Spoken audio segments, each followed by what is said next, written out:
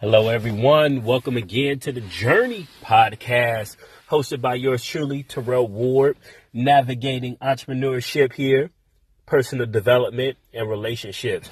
I'm excited about the topic this week because we are going to be talking about emotions. All right. If I had to put a title on this week's podcast, it would be When Our Emotions Become Destructive. I'll say that again for effect. When our emotions become destructive. Emotions are a funny thing. Every single person operates, with their emotions, and they're natural. I mean, we're born with them. I got a 1-year-old and he's been showing emotion since, day one, essentially, truly. He's smirking and different things, and he was angry and he's frustrated, and, he showed joy and everything else. And every single day, we are battling through the barrage of emotions that we go through in our daily lives that typically happen due to our outward circumstances. Sometimes they are chemical imbalances and different things of that nature that can affect our emotions, and different things. However, our emotions are tricky. They're very tricky. They complement life, but they can be overpowering, and they can lead us to destruction. And when I say destruction, I'm talking about bad relationships. When they overpower us, sometimes, they can lead us into, some things that we normally wouldn't do, rage, anger, and acting in ways that we really know we probably shouldn't be acting in. And, they can also truly hurt us from accomplishing our goals if we don't keep them in check. And so, as we start here, I really want to define emotions. And so I looked it up, Google, and it says it's instinctive or an intuitive feeling as distinguished from reasoning or knowledge. Now, I thought that was very interesting. It's an intuitive feeling. It's this feeling. It's an intuitive feeling, but it's distinguished from being tied to reason or knowledge, meaning our emotions is this feeling that we get that is like truth. It feels like the truth, but it has no basis in reasoning or knowledge. Now, I find that very interesting, very, very interesting when you really, truly think about that for a second. Our emotions are not based in knowledge. They're not based in reasoning. They are things that it's a feeling, if you will, that comes upon us, an intuitive feeling that comes upon us when outward situations, things happen. It's instinctive. It happens, right? If I showed you, maybe a kid, a hungry kid, right? Some of us might cry, right? Because we don't want to see a hungry kid, or if we see a harmed or endangered animal hurt and that, and trapped or something in a cage, some of us would get sad. Or if I showed you, a picture of, a Klansman or something, some people, may get angry. Or if I show you some pictures, some other people, a Black Lives Matter sign, you might get angry. So, we're so dysfunctional today in our society, and it's crazy, but we're driven and we're constantly driven by this unbased in reason or knowledge feeling. And it feels like it's the truth. Now, the reason why it's important that we understand our emotions, right? I mean, you can look at the political climate today. If we don't really understand our emotions, we could get wrapped up in the propaganda that is the news, right? The news, and if you really truly study the business of news, it's not really about producing news. It's about stirring up our emotion that's not based in knowledge or reasoning, which is what we were told and taught that the news is supposed to be based in. It's to get out. Their job is to get our emotions all riled up, going, whether you on the left, you hate Trump, or you're on the right and you love him and he can do no wrong, or if you're one of those people in the middle that hates everybody on the right and the left, and you think you're the greatest, greatest thing since sliced bread because you don't fall to the left or fall to the right, right? You're the new normal, if you will. But the job of the news is to get our emotions stirred up in a way that causes us to keep watching, causes us to keep staying riled up and looking at that TV. And when Fox News is on, if that's who we're talking about, yeah, those stupid Democrats and, all those socialists and all those on the left, they're stupid. They're going to ruin this country. They don't want any border. They don't want any borders. They don't want any, crime. I mean, they want crime. They don't want this. And they want to spend all our money and give it to people who want to take our money, don't want to work for anything. Or you go to the left that say, they're all these people that have more than enough. They don't want to share. They're stingy. They're selfish. They got a system in place that holds everybody else back so that they can keep on profiting. They want to, hurt families. They don't care about children. They're racist, etc. And so that's the job of the news, right? The job of the news is to incite rage, if you will, to incite this feeling, this emotion that, again, let's go back to the definition, that is not based in reason or knowledge, to get us to dig our heels deeper into a position that feels comfortable for us, right? It's not about truth. Remember, this is not based on knowledge or reasoning. Now, we rationalize our emotions later on the back end side, saying, yeah, well, the Bible does say this, or the Quran does say that, or, I'm spiritual, and those Qurans and Bibles, those are religious books that hate people, or they're used and designed to manipulate and control the mind, or whatever this might be, right? And I'm this spiritual person, and the Spirit talks to me directly, so I don't need to be boxed in by this Bible box, if you will, or religion box, or this Democratic Party or this Republican Party. I'm free. Whatever it is that you're into, that at the end of the day, whether you're Republican, Democrat, or Independent, you have to control your emotions, because your emotions blind you. And I say you, but I'm talking to myself here. I consider myself an emotional guy. Okay. Now, most guys want to admit that, but I'm an emotional guy. I'm very passionate about what I do. I'm very passionate about the things that I believe in. I'm passionate about, things that really don't mean much, like the Lakers and the Cowboys and, in general sports. And I'm very passionate about my beliefs and what I believe in to be right. Right. But at the end of the day, in all of that, if I don't control my emotions, I can go out and start to operate and act in a way that's not based in knowledge, not based in reason, and justify it with my emotion, my passion, my love, and actually cause destruction. It can actually happen, right? Now, I'll give you an example of my own life here. I remember when I was with a company, I won't, no need to name names and all the other crazy stuff, but it's a big company. One of the biggest in its industry, if not the biggest in its industry in the world, okay? And they are, they have a good program and all this stuff, and people love them, etc. And I remember I had an opportunity for a big time promotion. And I was competing with other people that were in my region.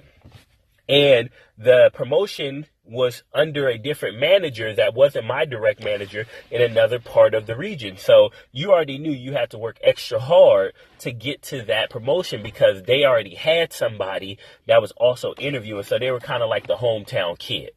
And I remember looking at the numbers. My numbers were better. And based on talking to my managers and my bosses who were a part of the interviewing process, my interview was better.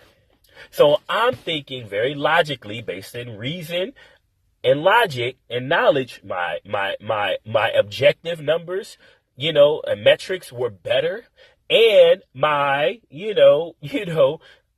interview was better. So I won on both sides. And guess what, y'all? I didn't get the job. I did not get the promotion. I was told, you're right there.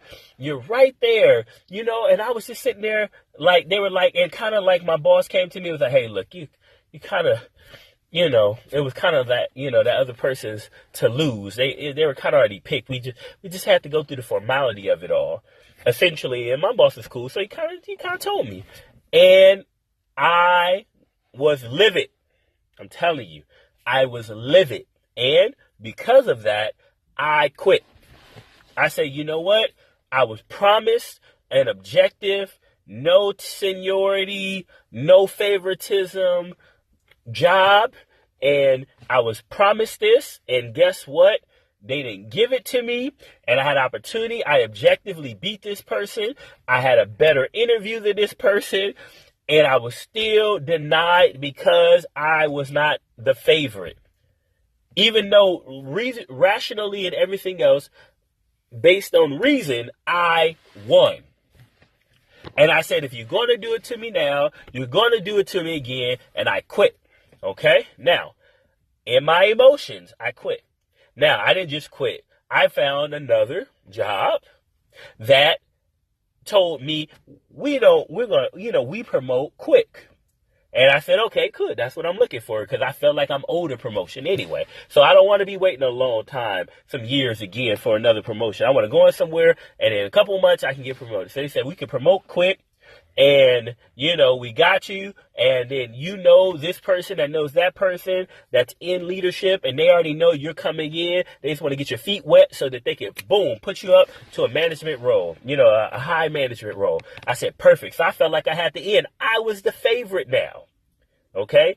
I was the favorite at this point. So I said, this is how the system works in corporate America. I know some people that know some people. Now I'm leaving one job where I didn't know the people. I didn't win. I didn't get what I wanted. And so I'm going to get mad. I was sad, and I went and quit and went to somewhere else where I knew the people. I felt like I was in a better position. Well, how about this? A couple of days before I start this new job, the people that I know quit. Actually got fired. So then I said, well, you know what? I'm already there. I'm going to go in. I'm going to do it. It's about the job. It ain't about the people. Tried to add some rationale into this, but now I'm still operating emotionally.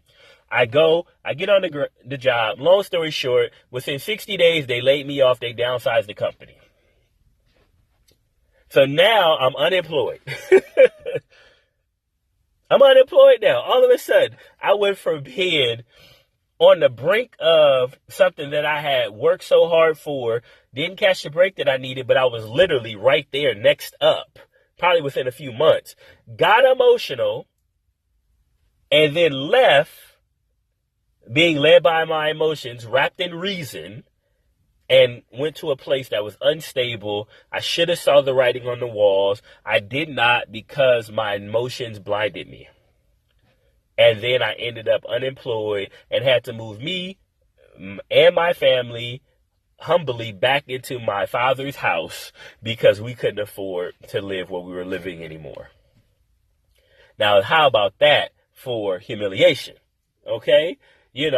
That, and I say that, and I give you my testimony, if you will, or my story, to let you know your emotions can be destructive. Looking back on it now, I should have swallowed my pride. And if nothing else, learn how to get in with the next manager that was going to have the promotion.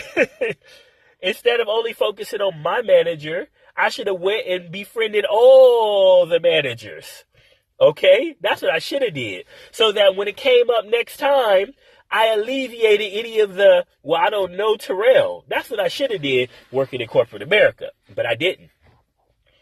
I felt like I was wrong. And in a lot of ways to this day, I still feel like I was wrong, because what I was told would be the basis of how I would get promoted and how I would be rewarded was not the realities that I experienced.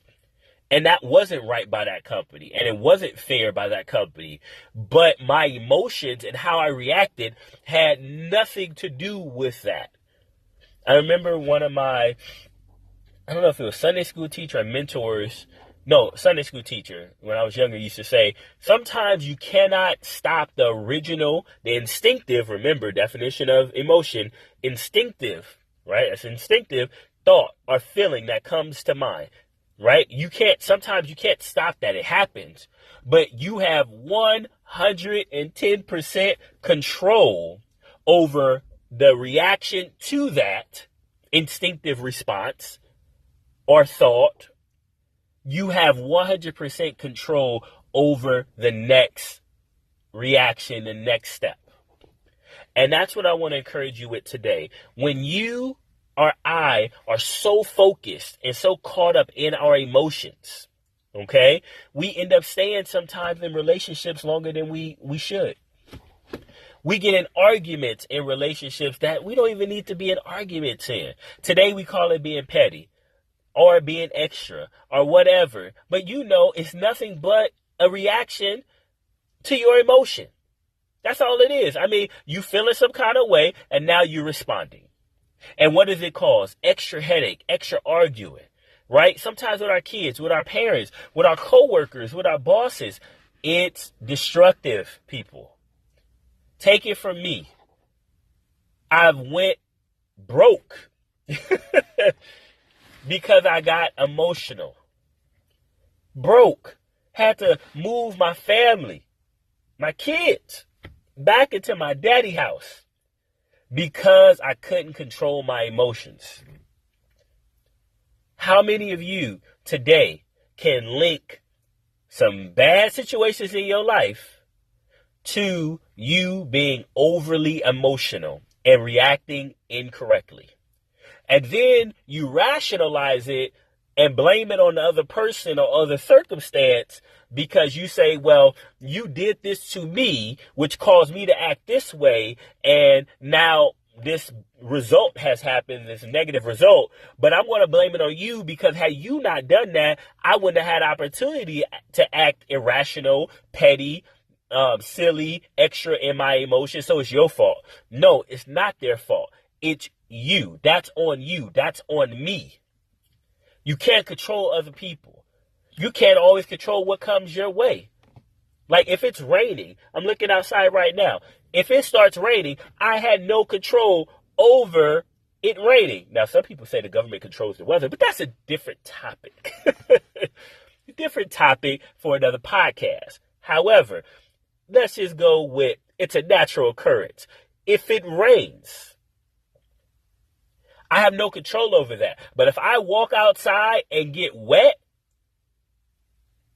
with no umbrella and no poncho or some rain jacket and I get soaking wet, I get upset, I should not be getting upset that it rained. I should be upset that I did not respond accordingly to it raining and the desired result I had, which was to stay dry. Okay, that's how it is. I know that's a very simplified explanation, but I want to encourage you. I want you to think about your own life. How many times have you reacted out of your emotion and then blame the other person about your reaction? Oh, you tried me in my neighborhood, when I was coming up. Oh, you tried me. You know what I'm saying? Oh, hold up. Okay, they did try you. Now what? You got two choices. Punch him in the face, fight, maybe get shot later on because you beat him up, or go to jail, something, whatever, right? Or always got to be looking over your shoulder. Or you can respond by figuring it out a different kind of way, whatever that might be. One of the best things I ever learned how to do was to walk away. Took me years, almost 28 years to walk away, right? To just walk away. Because my emotions had me doing one thing, but I knew the end result that I wanted for my life was not along the path that my emotions wanted to take me. So then I have to step in with some reason, with some knowledge, with some maturity, and make a different decision. So I encourage you today, take a look at your emotions. I really encourage you today. This is a topic that we could probably talk about for 4 weeks straight. Take a look at your emotions. Your emotions, I'm telling you right now, is like being in the forest, but not being able to see the full forest. All you can see is the trees. All you can see is right in front of you. Like I'm looking at a tree right here, right in my neighborhood. And I can see the few trees in front of me, and I can see all the details of it. And I can get frustrated. But if I had a drone and I was able to kind of go up, a couple 100 feet, I can see all the trees, not just the few that are right here in front of me. Our emotions lock us in, zone us in to focus in on the details of this moment, how we're feeling, right? We have this intuitive feeling, that this truth, this make-believe truth based on how we feel. Now, I say all of that to say emotions aren't bad, right? They're not bad, but they can be destructive if they overpower us. Emotions do, however, signal to us, right, what's the right and wrong move sometime to make. Our emotions they give us signals. They allow us to experience life, not be led by them, right? It's kind of like, if I think about cooking a dish, salt and pepper, you don't just sit there and eat salt and pepper with your catfish, right? You add the salt and pepper to bring out the flavors of the fish, but the fish is the fish, right? Life is life, and the emotions bring out the greatness of life, right? Jimmy V, old North Carolina coach, he said every single day you should laugh, you should cry, you should be happy, sad. You should feel every emotion every single day and live and experience all that life has to offer. He talked about that, and that resonated with me. And I believe that we just should not be guided and led by them to the point of where they're leading us to paths that we know we shouldn't be going. Okay? They shouldn't. So I encourage you today, take a step back, take a moment. Assess your emotions. Where do they lead you? Are you operating on emotions, or are you operating on your intelligence? Right? What are you operating on? I encourage you today to challenge yourself. Check yourself. Think about it. What's leading you? Is it your emotions? Or is it your critical thinking, your reasoning? And sometimes you got to go with your gut. And I get that, right? You kind of feel it, that intuitive, I got to go this way. And guess what? It works out. But that ain't every day. I mean, maybe it's every day for you, but it ain't every single decision, right? Because I leave you with this. Emotions are so fleeting. Right now, I can show you a picture of a crying kid and you get sad. Then I can show you a picture of a Klansman, right? If you don't like Klansmen, I'm just using that as an example. And you get angry. That sadness is gone. Now you're angry. Then I show you a picture of your baby, and now you're happy. And literally, look right there, just picture. I can swing your emotions. Just like that. I can change your state. Just like that, with a picture. Right? I can give you something to eat, change your emotion, put you in a whole different state, make you smell something that reminds you of your childhood, change your emotion. Because emotions change like that, and they can be manipulated, you cannot live off of that. That can't be the fuel in your tank. But yet, so many times, we live with that fuel, with that being the fuel, in our tank every single day. So I encourage you today, as I do every podcast, I want to encourage you to stop and think. Are you being led by your emotions? Or are you allowing your emotions to allow you to experience the greatness that is life? That's it for today on the Journey Podcast with Terrell, Navigating Entrepreneurship. Are you being led by your emotions with your entrepreneurship endeavors? Personal development. In relationships, we know emotions play a huge part in that. All right. God bless you. I love you. If you want to you can always check out this podcast on iTunes. If you haven't already subscribed to iTunes, please do. You can want to follow me on Twitter. It's at Terrell Ward, Terell Ward, WARD, 1 R on Terrell. 2 L's, Terell, Ward, WARD. You can find me on Facebook, same name. If you want to follow me on Instagram, get some more inspiration. Inspiration, word spelled out with T, That's on Instagram. I love y'all. God bless. Again, this has been a Journey Podcast, navigating entrepreneurship, personal development, and relationships. God bless you. Have a great day.